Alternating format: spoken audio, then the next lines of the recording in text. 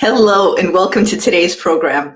I'm delighted that Kathryn Britton is here, and I'm delighted that she's going to talk with us about this topic that I love her talking about, which is procrastination Aikido.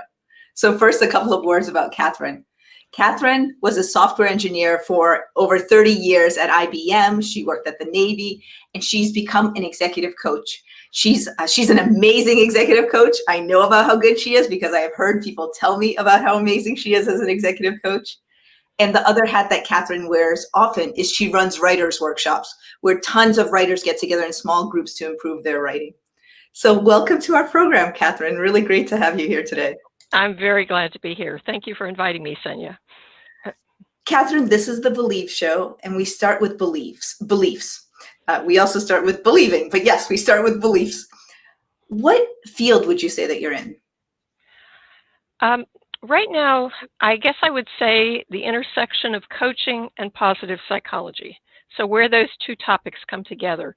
And the coaching includes both working with people on big goals, but also with people who are working on writing goals. Most of what I'm going to talk about today has to do with the work that I've done with writers, because I keep running up against writer's block in all shapes and forms and descriptions.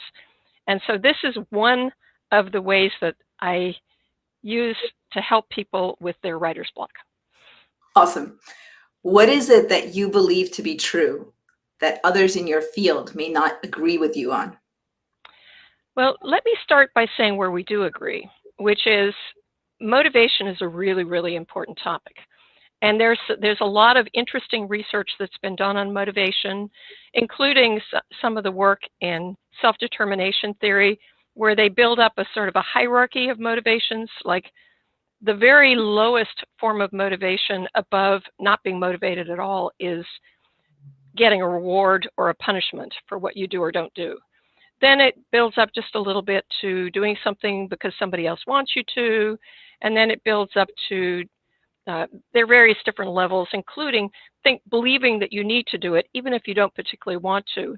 And the very highest level is intrinsically wanting to do the task, doing the task for its own sake. All right, so most of us are not lucky enough to be intrinsically motivated. That's the fancy word for doing it for its own sake. Most of us are not lucky enough to be intrinsically motivated for everything we need to do. So the question is, how do you manage your motivations? So here is where I get to what I never see written about, which is that you don't just have one motivation. You have motivations for all kinds of different things. So you may have a list of maybe, let's just take a nice round number of 5 things that you need to do. You might be intrinsically motivated to do one. You might be not motivated at all to do another, but it's still on your list, right? So there's a reason that you think you need to do it. So what I have found in my own life is that if you look at your motivations together, so you look at them not as individual motivations where you can say, okay, what level am I here? But instead you look at the whole collection of motivations that you have. You can use the things where you're not motivated at all to gain energy to push forward the motivation for the other ones. That's why I used to call it the procrastination hierarchy. So let me go back a little bit and talk about how I came up with this idea. When I was in college, there were certain things I didn't want to read particularly, but they were assigned and I needed to read them. So I would, I put them off and I'd go do something else. And in the back of my mind, I'd be thinking, oh, I need to go read 10 pages of Immanuel Kant or something like that, which I found really hard to read. All of a sudden, then a professor would assign a paper to be written. All of a sudden, it became a whole lot easier to read the Kant because I actually like writing papers less than reading philosophy. Oh, wait a second. Give me that again. Which one do you prefer, reading philosophy or writing? I prefer reading philosophy to writing papers. Okay? Oh, wow. So if this is the way I was in college. I will tell you, I've gotten so I like writing a lot more now. That's what I know. That's a different. Right. Okay. That's a different topic. But so I'd get assigned a paper, and I'd say, oh, and thinking about that paper would give me energy to go do the reading. So similarly, thinking I would be avoiding writing a paper and professor would assign a midterm or final exam, and all of a sudden it was a whole lot easier for me to work on the paper because I was avoiding working on, studying for the exam. I found with exams that I actually could motivate myself to do things like scrub toilets and clean the oven in order to avoid getting ready for the exam. So what I'm suggesting is that instead of looking at your motivations individually and saying, well, I really should be more motivated to study for that exam, if you instead look for something that you want to do even less, and then mentally use the energy that would go into avoiding doing what you don't want to do, what you really don't want to do, divert that energy, and it helps you get done the thing that you maybe you're not crazy about doing, but it's not nearly as bad as the one that's at the bottom of the list. So to summarize what I'm saying is, instead of looking at motivations one at a time, look at your whole collection of things that you need to do. And if there's something you're really avoiding, see if you can use the energy that goes into avoiding it, redirect that energy into getting something else done. And that's why I call it, procrastination Aikido, because the whole point of Aikido is redirecting energy, somebody else's energy, right? Redirecting energy instead of expending your own energy to make something happen. So instead of sitting there and forcing yourself, use the energy that goes into not wanting to do something as a way of pushing yourself forward and doing it. Now, was that clear? That was so cool. So I now know, given what you just said, and if I remember it right, the best of those is reading Immanuel Kant. The Right. next one is writing the paper. The next Right. one is scrubbing toilets, and then studying for the exam. Exactly. And there must have been something below studying for exams, because I actually did get the studying done, because but I don't remember what it was. Kathryn, that is my first question. Let's say you have 5 and they're all important things and you need to get them done. There is a bottom one. Let's say it's housework. Let's say it's actually writing something important. You decide, but how do you do that? The bottomest one. Well, you can create a mental task. I thought about, I was starting to write this up today, I will tell you that one of the things I don't like to do very much is prepare for talks. So instead of preparing for a talk today, I use that energy to actually write up this idea. So one of the things that occurred to me was, let's assume that I have studying for an exam, and right now it's at the bottom of my list.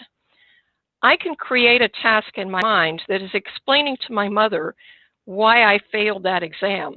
So that's a task for which I have even less energy than studying, okay? And so I mentally put that task, dealing with this job if I don't get it done, on my list, and that pushes I can redirect that energy of, oh.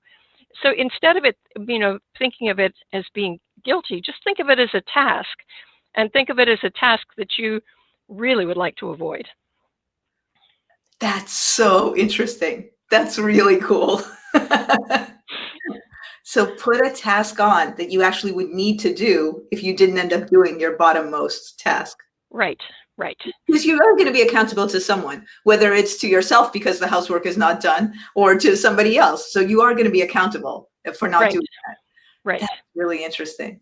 I suppose with the housework, you could imagine somebody, the kind of person who tends to come in your house and say, Sanya, she's not much of a housekeeper. And you can imagine yourself trying to explain to this person why you actually didn't get the job done. I don't know. I always think of my godmother, who used to say I wasn't much of a housekeeper, but it's all relative. It's all relative. All relative. Procrastination Aikido. I'm going to make an offer to the people who are with us today in terms of questions that they might have for you. And then I'd like to ask you how this relates to writing. So let me first offer for those of you who are with us today, what questions do you have for Kathryn on procrastination Aikido and on how you might tweak it to increase your motivation for those things that you may not be motivated around? So that's one thing. What questions do you have for Kathryn? And second, please write in the comments, what is your least motivating task right now? Let's just see if in a general brainstorm we can help. So write in your least motivating task right now. In the spirit of transparency, and I'll go as well. Kathryn, what is your least motivating task right now? Mm. Well, earlier today it was actually, getting my, preparing for this talk in a very, very explicit way. Because I always find, for some reason, I find preparing for talks to be a whole lot worse than actually giving them. If, in fact, I probably could put, nowadays I could put creating PowerPoint slides pretty far down on my list of things that I want to do, because I find that I don't find that a particularly pleasant thing to do. But I don't have a lot of things in my life that I don't want to do. I'm lucky that way, but it also might have to do with paying attention to what really suits me and making decisions that help me shape my life that way. Yeah. Hard to say. My least wanting to do task right now is we have a lot of children's books, which is good, all over the living room. And I actually have boxes, which is also good. And I can put the books, and the kids can put the books in the boxes, and I can carry them to the garage. That would all be great. But that has been put off for about 2 weeks. It's pretty simple. Like I've described it to you, it would probably take me 3 times longer to do it than it's taken to describe it. It can be that quick. So I think that's a task that I may want to put below that task. Oh, I'll have to explain to Kathryn how I didn't do this simple task. You can do that. Which is, people often talk about having somebody to whom you're accountable. But I guess the question is, as soon as you actually do have someone that you're accountable to, then you are putting yourself in the position of having to come and say, I didn't do it. Yeah. And you could ask your friend to make it as unpleasant as possible. I mean, that's another possibility. That might be phase 2. Let me show you what somebody is saying. So somebody is saying, I don't know who, but on Facebook is saying that preparing for meetings, similarly to Kathryn, sounds like a dreaded action. But this person loves to speak and present, but not so much the presentation. So exactly your example, Kathryn. Yes, and so I guess one of the things that I might think of there, is to try out, is there another form of preparing that you could do? In other words, if you really hate the creating PowerPoint slides, is there another way that you could prepare? As I did today, instead of really writing out here's what I'm going to say and making myself a script or doing anything like that, I thought, well, I want this to be a little tiny chapter in my little tiny book about writing. And so I thought, well, I'll just write it out in the structure that I have there, and then I'll at least have the idea in my head. And the great thing about that was I got to the question of, well, what happens if writing is like rock bottom on your list of things to do? And I thought, well, that's when I had the idea of explaining to the people that you've committed that you're going to write, why you didn't get around to it. But I will say that if you've got something that is forever on the bottom of your list, you can't find anything to slide underneath it. There are 2 things you could do. Number one is you could drop it off your list. Okay, you could say, okay, I'm going to find a way of not doing this. I'm going to find a way of sending somebody else to the meeting, letting somebody else do the preparation, maybe getting somebody else to make the slides for me, or somehow find a way of getting it off your list. The other thing you can do is you leave it on your list and use the energy from avoiding it to motivate you to do something else. Because remember, we're not talking here about one task. We're talking here about the whole universe of tasks that you have to manage in your work life or in your life in general. Yeah, that reminds me that you gave us 2 options. One is take it off, but the other is keep it there as motivation for the other things above it. The take it off part, that actually reminds me of something that you said to me years ago that I use a lot, which is in coaching, in executive coaching, we often are accountability partners to the leaders that we coach. But I love how you phrase it. Let's say if I were coaching you, I would say, I'm using your own words, I'm not your guilt partner. So if you didn't finish something, let's explore it. Why didn't you take this action you said you wanted to take? Do you not want to take that action? Is there a different way of taking that action? But the point is not, this is awful and it's just awful. Yes, unless you were to come to me and say, I really, really need you to be my guilty conscience, right?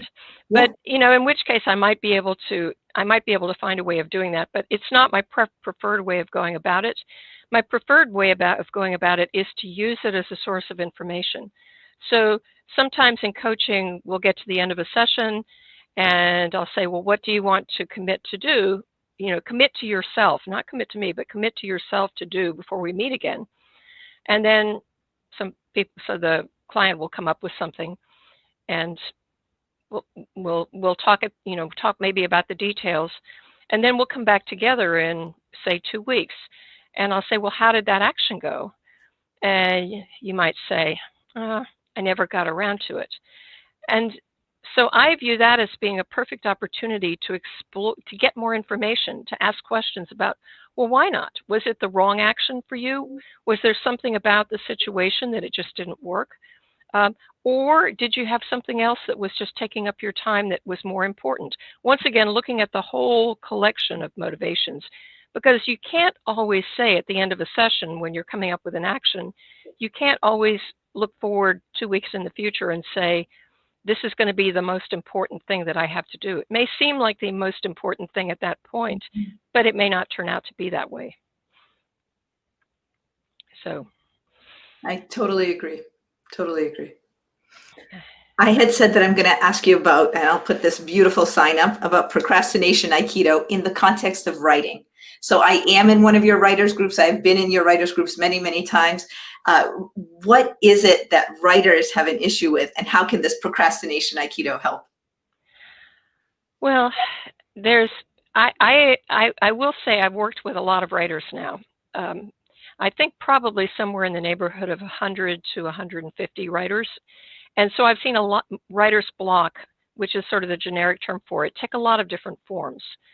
One of the major ones is that people will start writing and their minds will go blank, or they'll start writing and they'll hear the nasty voice of their 10th grade English teacher, looking over their shoulder and saying, that's crap, why are you writing that?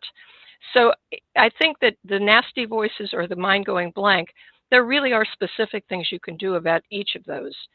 For the mind going blank, one of the things I recommend to writers is that instead of finishing up your writing for the day, okay, it takes a while to get started. Instead of finishing up your writing and then immediately going away, spend a few minutes thinking about what you're going to write the next time you get ready to write. And the reason is that you're all warmed up, you've got the ideas in your head, you've got ideas swirling around. It's like exercising, right? Mm-hmm. If you start to exercise, just go right to your hardest thing without warming up, you're likely to hurt your muscles, right? So people warm up when they start an exercise session. So instead of starting cold the next day with, I've got to figure out what I'm going to write, which is one of the hardest things to do, figure that out before you stop writing the previous day. Write it down on a piece of paper and have it there so that when the next day when you sit down, you can say, okay, today I'm going to write about this idea. So that you use your warm time. It's a little bit like you're holding out a helping hand to your future self. So that's one way of dealing with the totally blank. And it might be that you've got like 2 or 3 possibilities. Like you say, if I feel like writing a story, here's the story I'm going to write. If I feel like explaining an idea, here's the idea I'm going to explain. If I feel like working out an exercise, here's the exercise I'm going to work out. So it isn't that you just give yourself only one option, but you at least give yourself a starting point so that the next day you can hit the ground running. And if I'm understanding you right, say I give myself 3 routes to go the next day, then I can use procrastination Aikido between the 3 when I sit back down to write. Yes, great idea. I hadn't quite put that together, but yes, you can look and say, which one do you look at and you say, oh, I really don't feel like doing that, and then use the energy from that to push forward on the others. Great idea. May I ask you about the other one too? So one is writer's block, but the other is the voice in your head, whether your own or somebody else's. What should people do about that? Well, the first thing is that people, when they start comparing what they see as they write, and I literally have seen people who are erasing as fast as they're writing.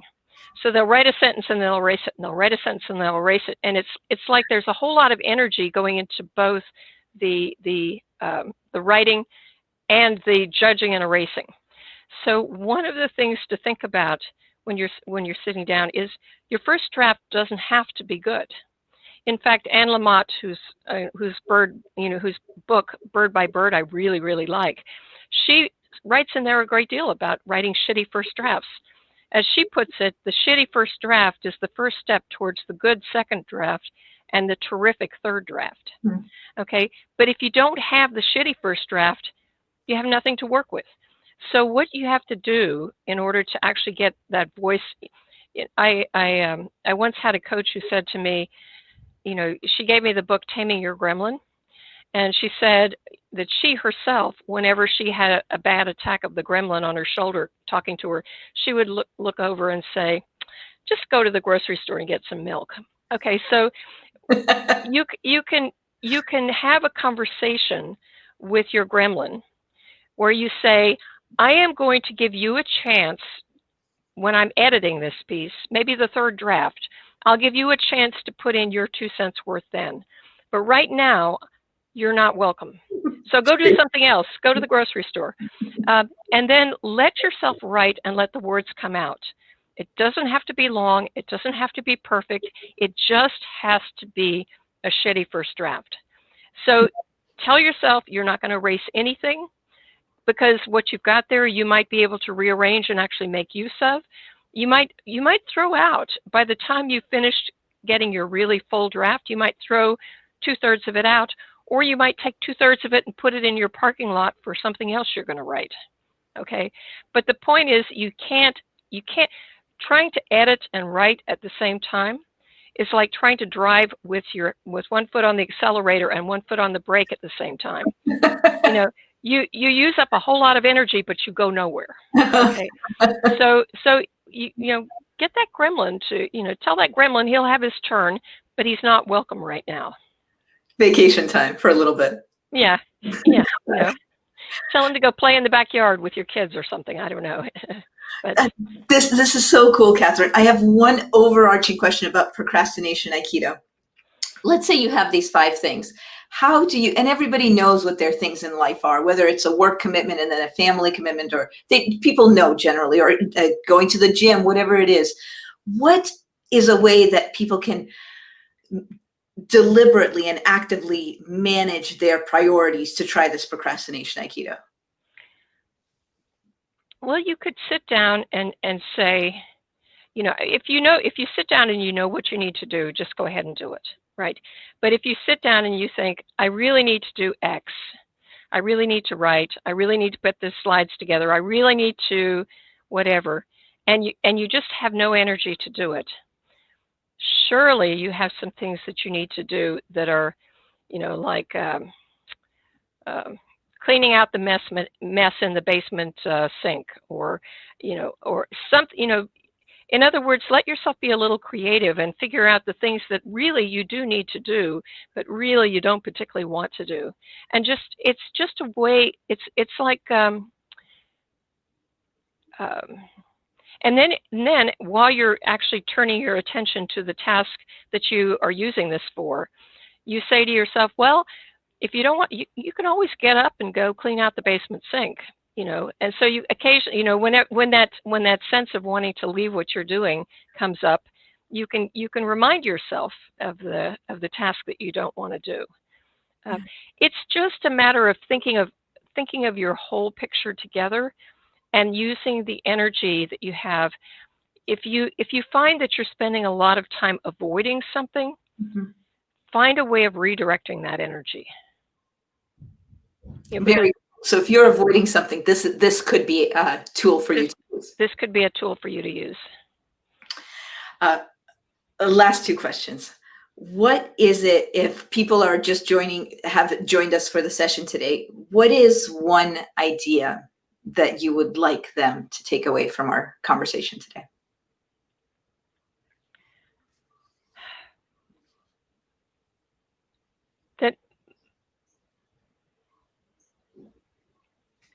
Well, first of all, I guess I would say to treat themselves with a great deal of self-compassion when it comes down to all of the things that they need to do, but to find ways of redirecting energy that's like driving with their foot on the brake and their foot on the gas, because that's what a lot of avoidance is like. You're using a lot of energy to do nothing.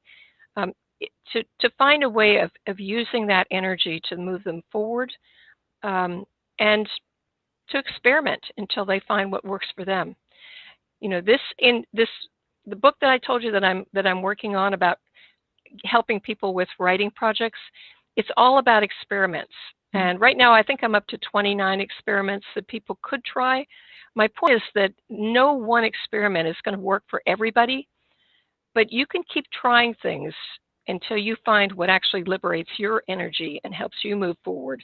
This idea of procrastination Aikido might or might not work for you, but if you find yourself feeling really guilty about procrastinating, that might be pouring energy down the drain. So find a way of using the energy that goes into thinking, oh, I shouldn't be procrastinating, I'm so terrible that I procrastinate. Find a way that you can redirect that energy to actually helping you get something on your list done. Yeah. So in general, you're saying there are lots of different ways that you could try to avoid avoiding, and this is one that could be your cup of tea. It could be, indeed. Yeah. And then the final question. If you could snap your fingers and almost everybody in the world were to take one action, what action would you like that to be?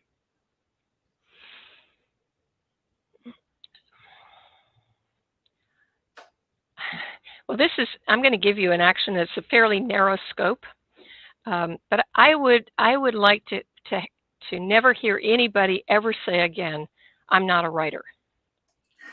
Okay, and the reason I think that is people use that, we're having a conversation right now, right? I didn't think to myself before I got on, well, I'm not a speaker. So how can I actually talk to Senya? Or how can I talk to my husband? Or how can I talk to my kids? I open my mouth and talk, right? I make up new sentences all day long. Similarly, and maybe if I want to become a public speaker and I want to, get paid a lot of money to talk in front of large groups, maybe I need to practice and become more eloquent and really learn how to do that very well. But I don't stop myself from talking by saying to myself, I'm not a speaker. So I would like people to realize they write all the time. They write emails, they write texts, they write, grocery lists.